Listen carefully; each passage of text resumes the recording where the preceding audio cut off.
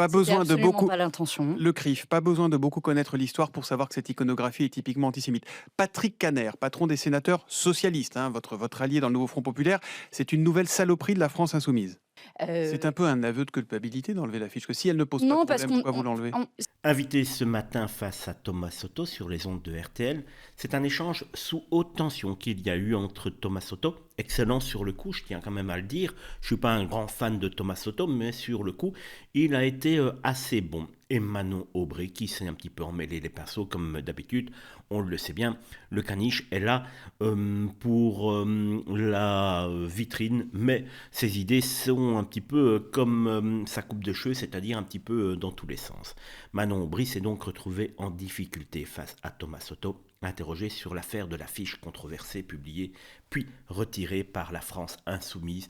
Et c'est surtout là que le bas blesse pour la France insoumise, car s'il n'avait pas retiré cette affiche, on aurait pu penser qu'il ne l'avait pas fait, on va dire exprès en tout cas, qu'ils n'ont pas reconnu que cette affiche était véritablement antisémite. L'affiche en question dénonçant soi-disant la montée de l'extrême droite, visant la sphère Bolloré, Donald Trump, Elon Musk et Cyril Hanouna. C'est vrai que Cyril Hanouna est sans doute un gros partisan de l'extrême droite.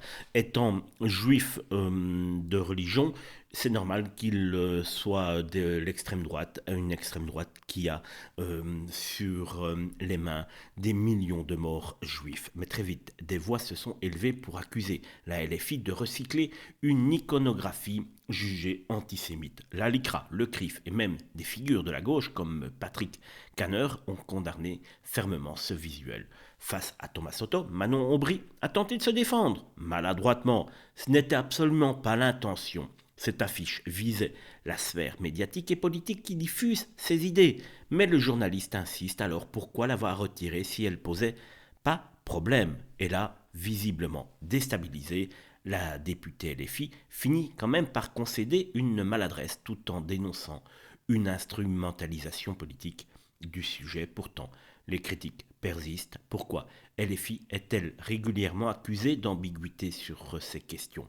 Manon Aubry esquive et tente de recentrer le débat sur l'appel à la mobilisation du 22 mars contre l'extrême droite.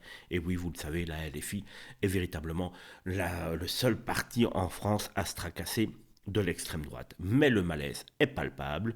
En cherchant à défendre maladroitement, je le répète, son camp, elle laisse une impression d'incohérence qui alimente encore davantage la polémique.